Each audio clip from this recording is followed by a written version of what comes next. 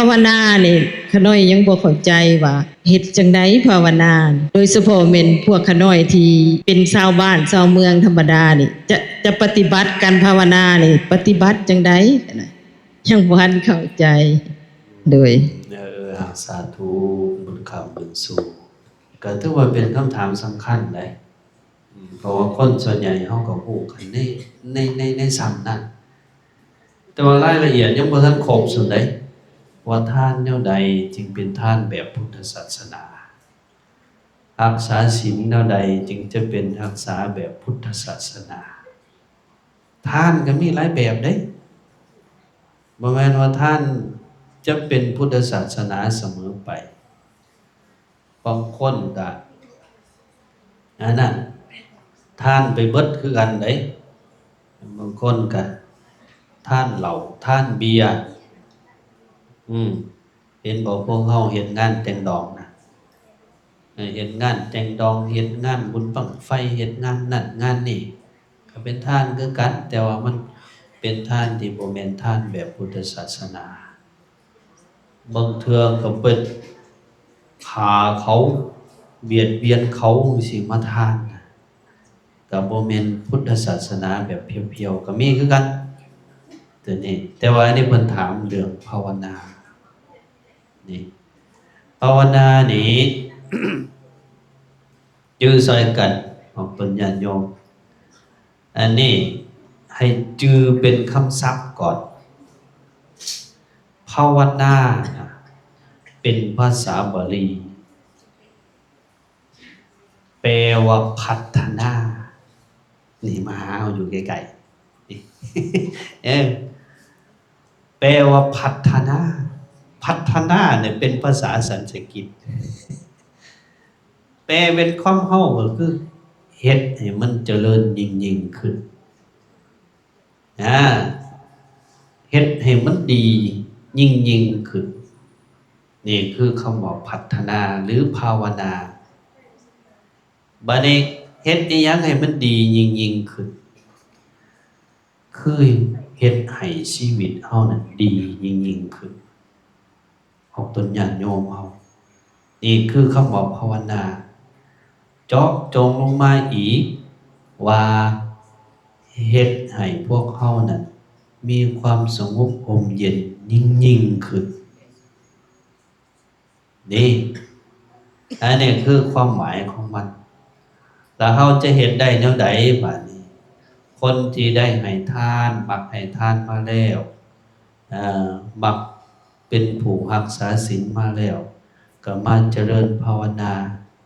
ภาวนาในหม่องนี้นักก็คือการพัฒนาจิตใจของตน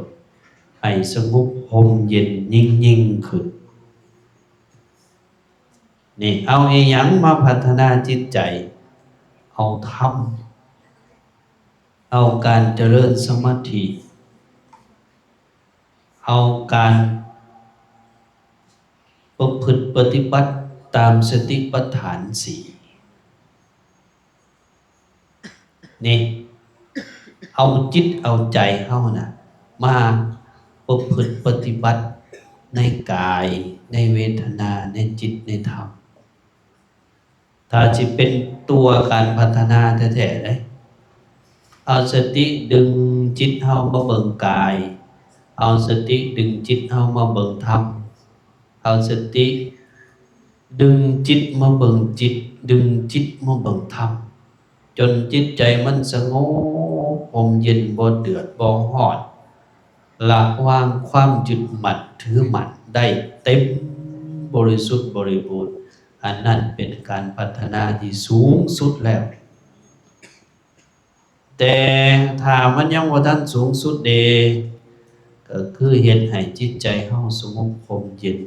พอให้มีกำลังมีพลังในการประกอบกิจหน้าที่การงานในแต่ละมื้อก็ได้คือกันนี่ของตัวเนี้ยโยมเอาได้นี่คำว่าภาวนานะพวกพ่อพวกแม่เฮาเจริญบุญด้วยการให้ทานบุญด้วยการรักษาศีลบุญด้วยการเจริญภาวนาก็คือตัวนั้น พัฒนาจิตของเราให้สูงขึ้นสูงขึ้นที่เพิ่นเว้าในบทโอวาทปฏิโมกข์ข้อสุดท้ายเมื่อกี้นี้ว่าอธิจิตเตจะอาโยโคการเฮ็ดจิตของตนให้ยิ่งขึ้น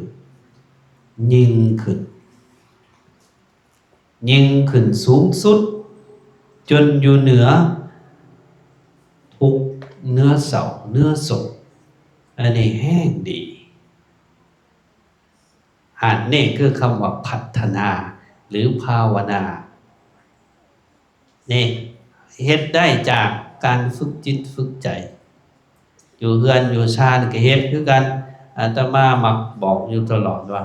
เอาเฮ็ดบ่หลายมื้อละ10 นาที20 นาทีไหวพระกับนั่งสมาธินะ